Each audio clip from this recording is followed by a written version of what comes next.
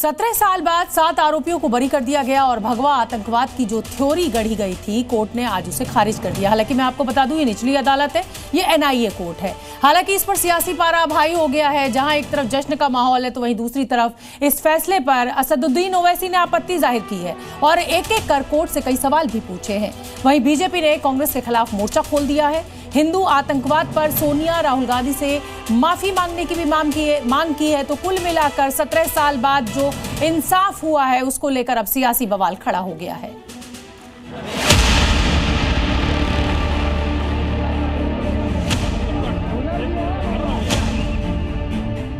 2008 Malegaon blast के 17 साल बाद आज कोर्ट के फैसले ने यह साबित कर दिया कि सत्य परेशान हो सकता है, पराजित नहीं। इन 17 सालों में एक शब्द का जो नैरेटिव गढ़ने की कोशिश की गई, वो है भगवा आतंकवाद। वैसे तो आतंकवाद का कोई धर्म नहीं होता, लेकिन हिंदू आतंकवाद का शब्द गढ़ने में कथित तौर पर सेकुलर जमात को कोई आपत्ति नहीं हुई। हिंदुओं के खिलाफ अपमान और वोट बैंक को खुश करने के लिए सनातन को दोषी ठहराया गया। कांग्रेस के वरिष्ठ मंत्रियों ने एक बार नहीं, कई बार भगवा आतंकवाद जैसे शब्दों का इस्तेमाल किया। एक फेक नैरेटिव खड़ी करने की कोशिश की गई, लेकिन आखिरकार 17 साल बाद न्याय मिला। जिन्हें सुनियोजित तरीके से फंसाने की साजिश रची गई थी, वो एजेंडा खत्म हो गया। इसमें सारे अभियुक्तों को निर्दोष मुक्त पाया है। इसके जो मूल बिंदु हैं वो यह है कि जो साध्वी प्रज्ञा सिंह ठाकुर की मोटरसाइकिल बताई गई थी, वो उनकी मोटरसाइकिल वे इस्तेमाल कर रही थी या उनकी थी, ऐसा कोई भी पुख्ता सबूत प्रोसिक्यूटिंग एजेंसी न्यायालय के सामने नहीं रख पाई है। दूसरी बात, जो इंश्योर्ड सर्टिफिकेट्स बनाए गए थे वो फर्जी बनाए गए थे। कोर्ट में जांच एजेंसियां कोई भी सबूत नहीं दे पाई। सारे आरोप निराधार पाए गए और कोर्ट ने सभी आरोपियों को बरी कर दिया। वहीं कोर्ट के फैसले पर प्रज्ञा ठाकुर के घर वालों ने खुशी जाहिर की। भगवा कभी आतंकवाद नहीं हो सकता, भगवाधारी कभी आतंकवादी नहीं हो सकता। साध्वी प्रज्ञा सिंह ठाकुर और सभी हिंदू जिन्हें टारगेट करके आतंकवादी घोषित करने की कोशिश की थी, वो सारी थ्योरी उनकी धरी की धरी रह गई है और आज विजय पताका भगवा लहरा रही है। जहां एक तरफ कोर्ट के फैसले पर जश्न का माहौल है, तो वहीं दूसरी तरफ इस पर जमकर राजनीति भी हो रही है। बीजेपी कांग्रेस को भगवा आतंकवाद वाले बयान पर घेर रही है। इसे हिंदुओं के खिलाफ कांग्रेस की साजिश बताते हुए उसे आड़े हाथों ले रही है। तो वहीं दूसरी तरफ कोर्ट के फैसले पर एआईएमआईएम प्रमुख ओवैसी ने नाराजगी जाहिर की और कई सवाल भी दागे। मेरा पहला सवाल यह है कि क्या टेररिज्म के ऊपर इनकी हिपोक्रेसी होगी अगर वो सुप्रीम कोर्ट नहीं जाएंगे? क्या वो सुप्रीम कोर्ट को जाएंगे? दूसरा यह है कि मिलिट्री ग्रेड RDX वहां पर इस्तेमाल हुआ, एनआईए ने अपनी चार्जशीट में कहा। अब ये मिलिट्री ग्रेड RDX इस्तेमाल हुआ तो फिर ये कहां से आया, ये हमको समझ में नहीं आ रहा। फिर मुंबई में जो ब्लास्ट हुआ था 1991 में, उसमें भी एक महिला के नाम पर एक वो गाड़ी थी, क्या बोलते हैं आपकी, मारुति वैन थी, जिसको ना चलाने आता था, उसको आपने कन्विक्शन दे दिया। ये हमको समझ में नहीं आ रहा। बीजेपी की ओर से हम मांग करते हैं, सोनिया गांधी, राहुल गांधी देश से माफी मांगे।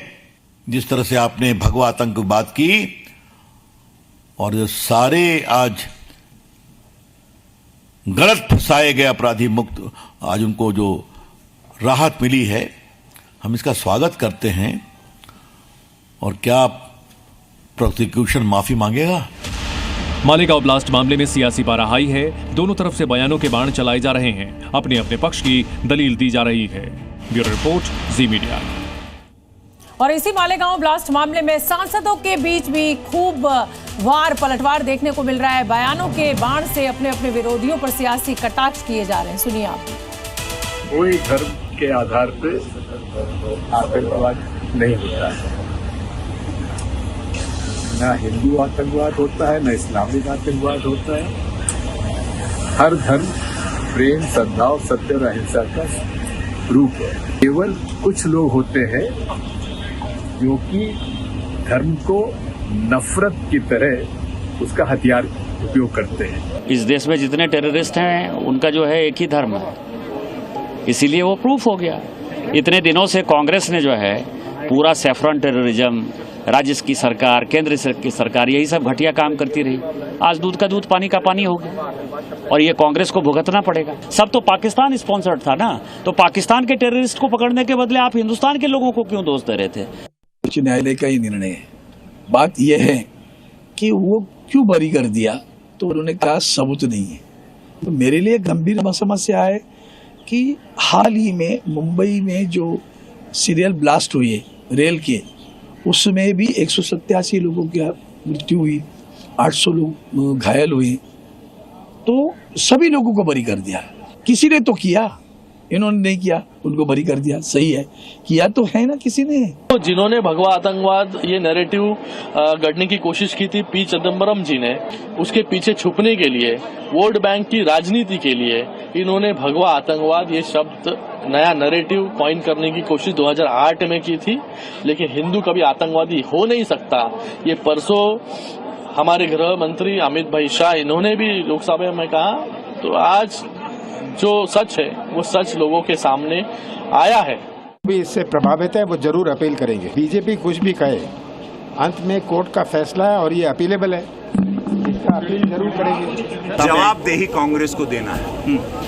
भगवा आतंकी नैरेटिव किसने सेट किया, क्यों, और वो 17 साल उनकी जिंदगी में, हमारी बहन उसमें साध्वी प्रज्ञा भी है, वो जिंदगियों को कौन वापस लौटाएगा, ये जवाब और पार्लियामेंट में इनसे मांगना होगा अपने क्षेत्र में, और 100 करोड़ हिंदुओं को इनको जवाब देना। कल एचएम ने भी कहा था, एचएम ने कहा और बात सत्य निकली, हिंदू कभी टेररिस्ट हो ही नहीं सकता।